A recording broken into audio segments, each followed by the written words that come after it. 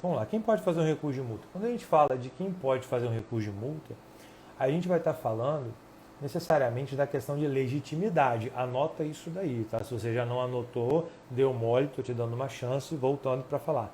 Anota isso. Quem pode fazer um recurso de multa? Eu estou falando sobre questão de legitimidade. Deixa eu pegar aqui, trocar a nossa tela. Ou aproveita aí que você está colocando o coraçãozinho, dando aquele like maroto. Aproveita também, clica no aviãozinho que tem aí, compartilha essa live. Compartilha com pelo menos 5 pessoas, tá? Compartilha, que aí você me ajuda e o nosso projeto fica cada vez maior e mais consistente. É muita aula, muito conteúdo aí para te ajudar. Vamos lá. Quem pode fazer um recurso de multa? Um recurso de multa de trânsito nesse caso.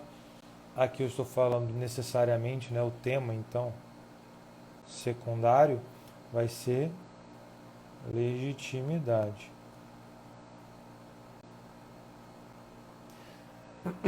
Basicamente, legitimidade. A gente sabe que a questão de recurso, leia-se defesa, a gente está falando aqui da questão de quem realmente vai ter interesse, quem vai ter legitimidade para se contrapor ao que a administração pública fala que foi uma infração de trânsito.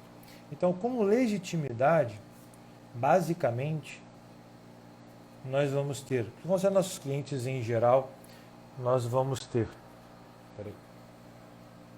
o condutor e o proprietário. Condutor. Nós vamos ter o proprietário. Beleza. Paulo André, mas nesse contexto, apenas o condutor e o proprietário podem ir à administração pública para fazer a defesa, o recurso? Não. Esses aqui são os que têm legitimidade. Mas o embarcador e o transportador também tem, né, pessoal? Mas eu acho que se você quer falar realmente de dinheiro, se você não está falando, ou melhor, se quer falar de dinheiro, você vai falar de condutor ou você vai falar de proprietário. 99,999% dos seus casos serão esses. Proprietário aqui, inclusive, eu estou falando de pessoa física e pessoa jurídica, tá bom? Então, são esses aí. Beleza. Mas, Paulo André, então, eles podem fazer os recursos e as defesas, mas e como é que fica o procurador em relação a isso? Beleza, vamos botar o procurador aqui. Vou botar, por exemplo, o advogado. A gente sabe que o advogado, nesse caso, não é parte. O advogado, ele é o procurador dessas pessoas, Já vou responder logo uma pergunta que está na cabeça de muitos de vocês aí, tenho certeza disso. Paulo André, eu não sou advogado. O que eu faço então? Ora, eu não recomendo que você faça uma procuração e assine e apresente em nome de alguém como se o procurador dele fosse. Se eu sou estudante, se eu sou uma empresa, se eu sou um profissional liberal que quero atuar com essa demanda, com isso daqui, o que é que eu vou fazer? Eu vou fazer o atendimento presencial, ou vou fazer o atendimento online, vou fazer aqui, vou botar aqui, outros, tá? Eu faço as petições, falo para o meu cliente como é que funciona isso, e aí eu envio, petição enviado. E aí não vai ter muito problema aí para você. Beleza? Show de bola. Valeu, Marco. Tamo junto. Então, esses são os atores principais do processo, quando o contexto é quem pode fazer um recurso de multa. Aí você fala assim, tá, Paulo André, mas se eu falar ao procurador, tecnicamente não está certo, né? Aqui, galera, você tem que pensar o seguinte, existe uma coisa chamada sala de aula, existe outra coisa chamada mundo real. Eu estou na sala de aula agora. Só que no mundo real, o que eu quero fazer? Eu quero prosperar, eu quero colocar toda essa carga teórica e prática também que eu tenho e que eu busco para ajudar outras pessoas a terem mais chance de ganhar um processo contra o Detran. Logo, em tudo que eu for falar, e nós vamos falar sobre os posts daqui a pouco, É óbvio que eu vou falar sobre o condutor, eu vou falar sobre o proprietário, mas eu vou falar da importância direta e indiretamente do advogado ou da empresa ou do especialista. Vou falar advogado para não ficar falando desse tanto de gente toda hora, tá?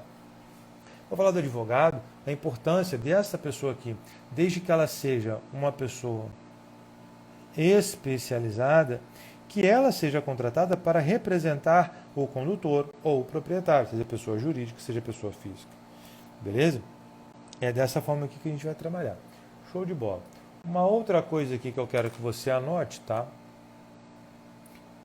É a previsão legal, legal não, né? Infralegal, da questão da legitimidade. Então você vai olhar aí o artigo 2º da Resolução 299 do CONTRAN. Por quê? Porque nessa resolução vai falar basicamente o que eu acabei de falar aqui. Ele vai falar quem é legítimo para fazer defesa ou para fazer recurso em processos de multa. Aí você vai ler multa, suspensão e cassação. Ele vai falar, olha, quem é legítimo é a pessoa física, é a pessoa jurídica, é o condutor, é o transportador, embarcador, proprietário, etc, etc. Vou botar todo mundo lá. Beleza? Então, isso daqui já ajuda muito quando você, por exemplo, é aluno do portal na Blitz e vê aquelas aulas onde eu falo sobre uma dicotomia que não necessariamente existe nesse sentido entre proprietário e condutor. Que existem muitas teorias, teorias vencedoras que a gente utiliza lá no curso, falando sobre isso. O proprietário é uma pessoa, o condutor é outra pessoa, teve notificação para um, não teve para outro, como é que eu vou utilizar essa questão toda? Então lá eu falo muito bem sobre essa questão e você vai ter a base nesse artigo 2º que eu estou falando para você, da Resolução 299. Tudo bem? Agora, Paulo André, já vamos aqui então para a parte onde tem um advogado que está representando. Minha pergunta, se eu estou, por exemplo, num processo físico,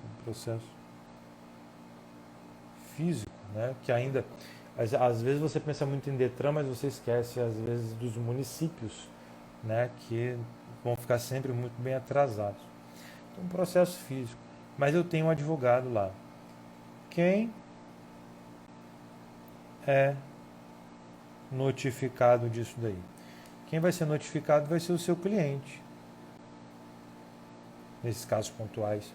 Vai ser o cliente. E por que isso é tão importante? Porque, imagina só, nós vivemos de prazos. Você não explica isso para o cliente, quem vai ser notificado é ele recebe lá as notificações, não dá muita importância, ou acha, nem abre, coisa do Detran, eu paguei um advogado para ver isso para mim. Derrubei aqui tudo. Pronto. Alguém se machucou aí? Não, né? Então tá bom. Pronto. Eu paguei um advogado para ver aquilo para mim. Pera, deixa eu ajeitar minha tela aqui. Prontinho. Tá todo mundo bem? Tá. E aí o que acontece? O camarada vai receber e não sabe nada. Então é muito importante que você, que é um procurador dele, fale, olha, você que vai receber notificação, embora eu esteja fazendo, até eu fiz o protocolo, eu fui lá, estava com procuração, assinei e fiz o protocolo. E ele vai assim, e você fala, mas mesmo assim quem vai ser notificado vai ser você, então você precisa me falar, tá bom? Beleza. Pô, André, mas sabe o que eu vou fazer? Eu vou fazer aqui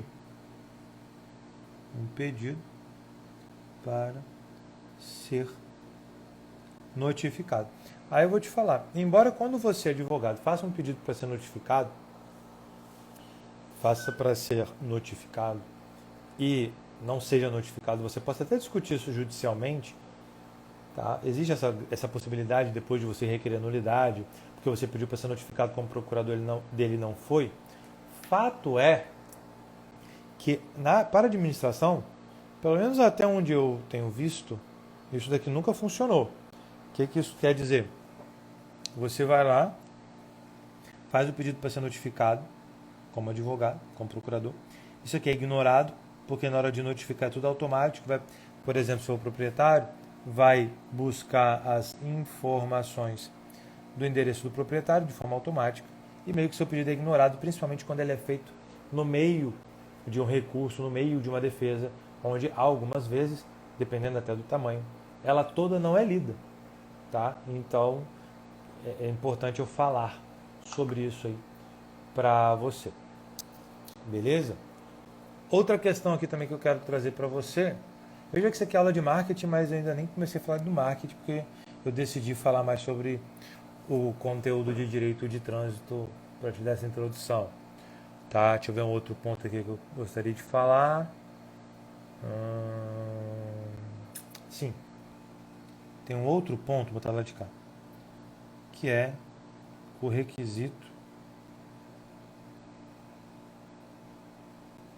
de admissibilidade, tá? Tem uma outra questão, que é o requisito de admissibilidade das defesas e recurso. O que é isso? Como funciona? Olha, assim como, por exemplo, você vai fazer uma petição inicial, você vai fazer um recurso e tal, na administração pública também tem requisitos de admissibilidade para a sua defesa ou seu recurso serem aceitos, tá bom? E um desses requisitos é a legitimidade. Logo, quando, por exemplo, meu irmão tem um carro e ele foi multado e eu vi uma nulidade no caso dele, porque eu conheço do processo, mas ele é totalmente cético quanto a isso, ele não quis recorrer. Falei com ele, recorre. Ele não quis recorrer. Aí o que eu fiz? Beleza, então, eu vou pegar lá a notificação, que eu sei onde está, peguei a notificação e eu vou lá e faço a defesa. Não tem a assinatura do meu irmão, eu não sou procurador dele e tal. A minha defesa, se fosse feita, se ele tivesse assinado, seria deferida, tudo mais, mas ele não fez. Então eu tenho um problema aqui de legitimidade, porque eu não posso recorrer em nome de outra pessoa, pois tem um requisito específico de legitimidade aqui, ponto. Veja, com essas questões aqui basilares, tá? Isso aqui é o básico que você precisa saber sobre quem pode fazer um recurso de multa de trânsito. Nós já temos conteúdo suficiente para fazer um bom material de marketing, um bom material onde nós vamos chamar as outras pessoas para trocar uma ideia com a gente, para tirar uma dúvida, para entrar no funil. Tudo bem? Beleza? Como é que funciona, por exemplo? Vamos trabalhar. Ó, vou começar agora a hora do vídeo, tá? Agora, galera, é quando a gente faz a copy. Aquela estrutura que você utiliza para escrever ou para gravar o seu vídeo. Tudo bem?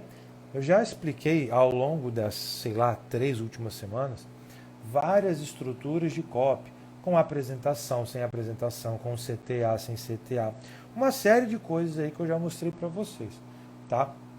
Então, eu já vou um pouco mais direto aqui, porque senão fica extremamente repetitivo para quem, inclusive, já está vendo essas aulas já tem um tempo. Vamos lá, quem pode fazer um recurso de multa? Começando. Olá, tudo bem? Meu nome é Paulo André Cirino, eu sou advogado, especialista em direito de trânsito.